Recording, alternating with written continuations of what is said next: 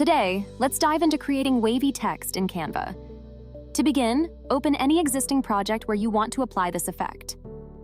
Next, click on the text option and add a text box. Feel free to paste your desired text into this box. Adjust the size of the text box as needed. Once that's set, select the text and head over to the Effects menu and click on it. Within the Effects options, you'll find an option labeled Curve. Click on it and tweak the curve to suit your preferences. Now, click on that text again to ensure it's selected. Duplicate the text by selecting Text again, and then revisit the Effects menu. Here, you can readjust the curve to your liking. Feel free to make any additional changes that enhance your design. Consider making some further adjustments to achieve the desired look. Once you're satisfied, arrange these elements as needed in your layout. The goal is to create a wavy form with your text. Experiment until you achieve the look you're aiming for.